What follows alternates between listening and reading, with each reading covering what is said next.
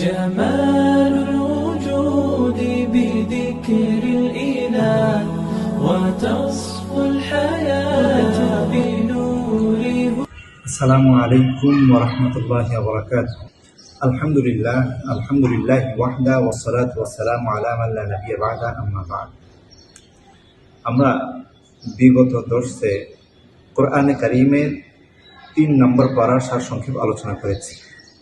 আজকের দর্শে ইনশাআল্লাহ 4 নম্বর পারার সারসংক্ষেপ আলোচনা করব।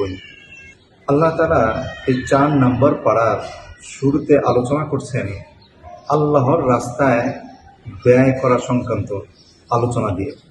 অতঃপর আল্লাহ তাআলা মুমিনদেরকে কিছু নসিহত অথবা দিক নির্দেশনার মাধ্যমে এই 4 নম্বর পারা আরম্ভ করেন।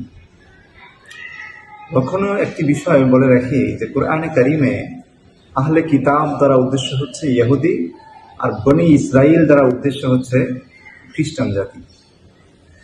হ্যাঁ, মনে রাখার আরেকটি বিষয় হলো যে আমরা 2 নম্বর পারা আলোচনা করেছিলাম যে কিবলা পরিবর্তন সংক্রান্ত আলোচনা দিয়ে।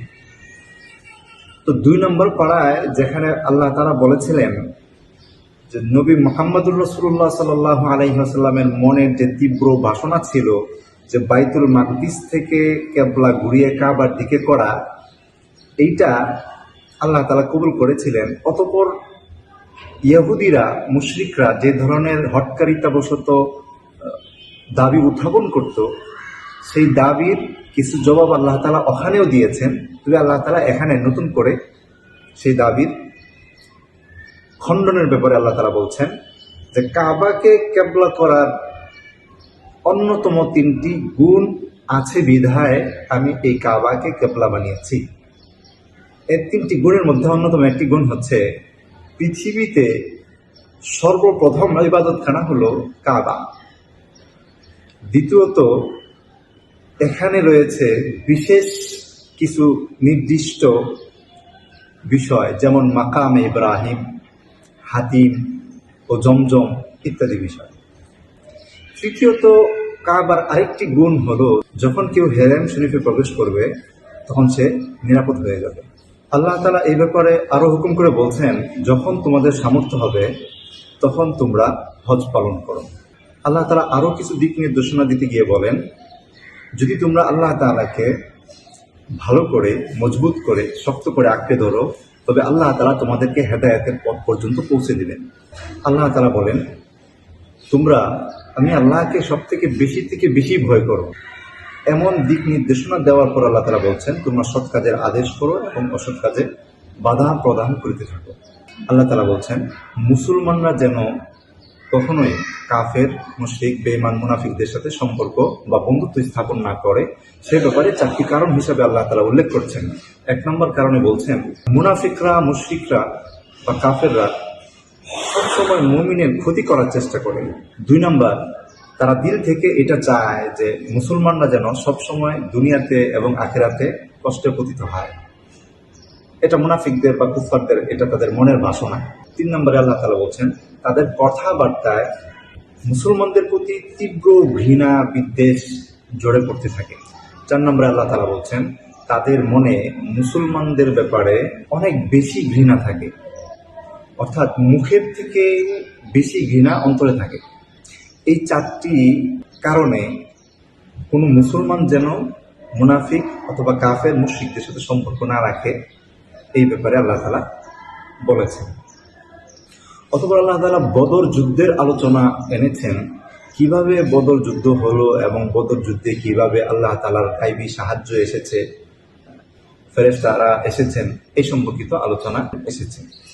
এই যুদ্ধ থেকে শিক্ষা এমন পাওয়া যায় যে যুদ্ধে বিজয়ী হওয়ার জন্য বেশি সংখ্যক লোক হওয়া মূল বিষয় নয়, বরঞ্চ মূল বিষয় হলো যুদ্ধে বিজয়ী হওয়ার জন্য ঈমান, আকীদা, আমল, আখলাক, বিশ্বাস, তবেই যুদ্ধে বিজয় লাভ করা সম্ভব।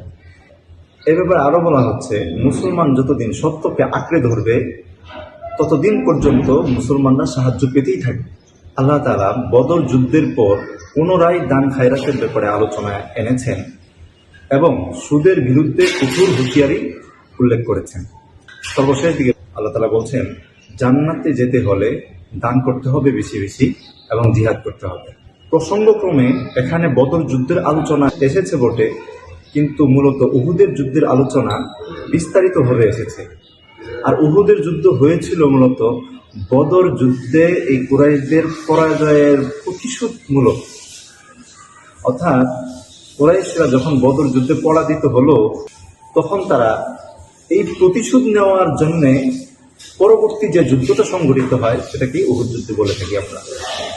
লক্ষণীয় বিষয়, উহুদের যুদ্ধে তাদের সংখ্যা ছিল প্রায় 3000 আর মুসলমানদের সংখ্যা ছিল মাত্র 700। অর্থাৎ মুসলমানদের সংখ্যা ছিল একেবারেই সামান্য। আল্লাহ তাআলা ক্ষেত্র বিশেষ কাফেরদের সমালোচনাও করেছেন, আবার মুমিনদের প্রশংসাও করেছেন।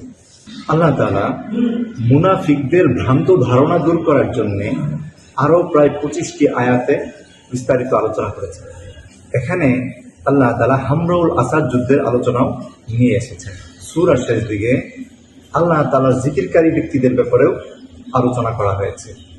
আরও বলা হয়েছে মুমিনগণ আসমান জমিন সৃষ্টির কথা ভাবে, চিন্তা করে, এটি নিয়ে ফিকির করে।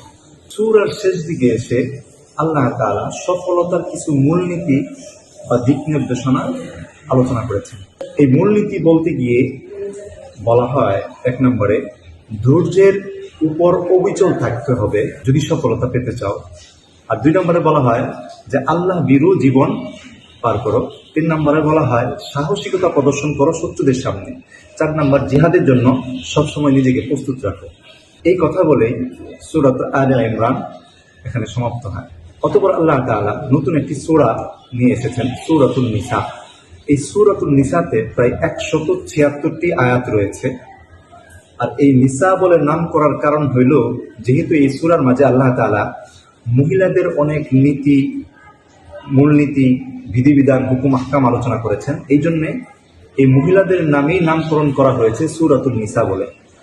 এই সূরায় আরো আলোচনা হয়েছে এতিমদের হক কিভাবে দিতে হবে এবং এতিমদের হক যে দিয়ে দেওয়া উচিত সে ব্যাপারে আল্লাহ তাআলা নির্দেশনা দিয়েছেন। এখানে আল্লাহ তাআলা আরো আলোচনা করেছেন নারীদের অধিকার সংক্রান্ত আলোচনা। এমনকি কোনো স্বামী যদি একাধিক স্ত্রী রাখতে চায় তাহলে যেন সে ইনসাফ বজায় রাখে, সে ব্যাপারে হুকুম এসেছে। আগেকার আরবরা বলতো যে নারীরা তো ঘোড়া চালাতে জানে না, নারীরা তো তরবারি ধরে লড়াই করতে জানে না, মোকাবেলা জানে না, তাহলে তাদেরকে কেন আমরা মিরাজ দিব, কেন তাদের উত্তরাধিকারী বানাবো? এটা পূর্বেকার আরবদের কথা ছিল। কিন্তু এই ব্যাপারে আল্লাহ তাআলা কঠিন হুঁশিয়ারি দিয়ে বলছেন যেন নারীদের অধিকার পরিপূর্ণরূপে তাদেরকে দিয়ে দেওয়া হয়। এখানে আল্লাহ তাআলা আরো আলোচনা করছেন যে কোনো স্ত্রী অথবা কোনো নারী যদি পরক্রিয়ায় বা ব্যভিচারে লিপ্ত হয়ে যায় তখন তার শাস্তি কি হবে বা এর বিধান কি হবে, এই সংক্রান্ত আল্লাহ তাআলা বিস্তারিত আলোচনা এনেছেন।